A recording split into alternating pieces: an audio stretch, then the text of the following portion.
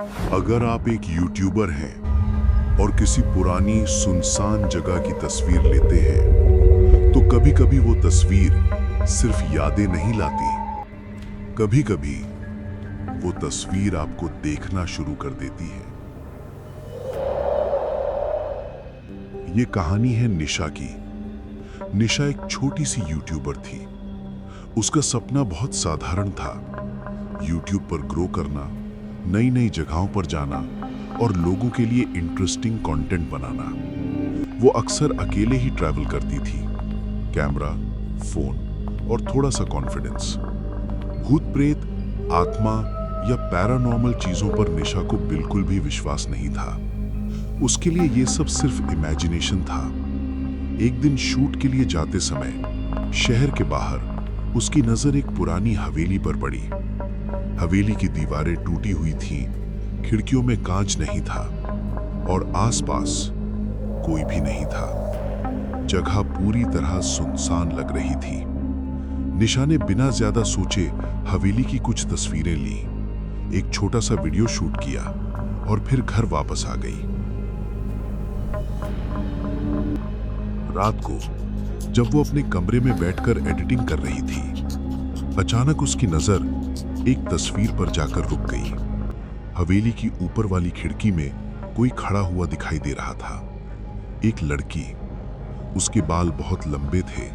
उसने सफेद बहुत पुरानी सी ड्रेस पहनी हुई थी, लेकिन उसका चेहरा बिल्कुल दिखाई नहीं दे रहा था।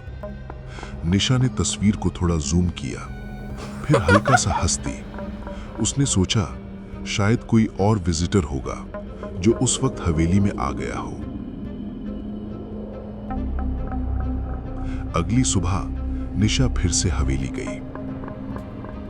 इस बार वो पूरी हवेली के अंदर गई, हर कमरा देखा, हर खिड़की चेक की, हर कोने को ध्यान से देखा, लेकिन हवेली पूरी तरह खाली थी। वहां कोई भी नहीं था।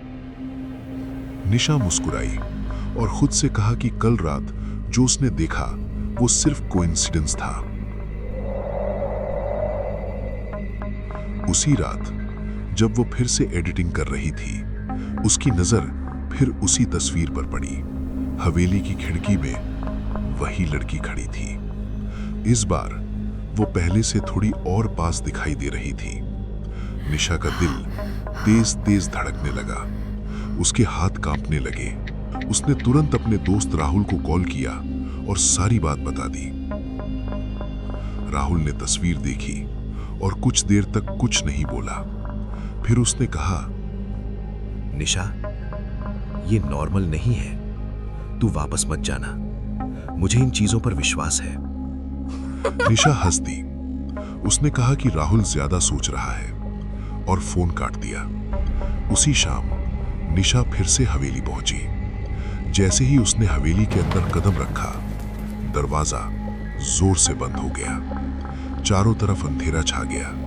सिर्फ उसके मोबाइल की फ्लैशलाइट जल रही थी। तभी उसे एक औरत की रोने की आवाज सुनाई दी। आवाज बहुत धीमी थी, लेकिन दर्द से भरी हुई। आवाज हवेली के अंदर से आ रही थी। निशा धीरे धीरे चलते हुए एक कमरे के पास पहुंची। उसने दरवाजा खोला। कमरा बिल्कुल खाली था।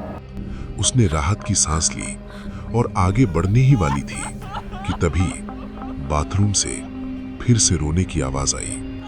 इस बार आवाज और ज्यादा पास लग रही थी। निशा ने कांपती आवाज में पूछा, कौन है वहां? कोई जवाब नहीं आया। फिर अचानक एक आवाज सुनाई दी, निशा, अंदर नहीं आओगी? उसका पूरा शरीर कांप गया। उसके पैर वहीं जम गए।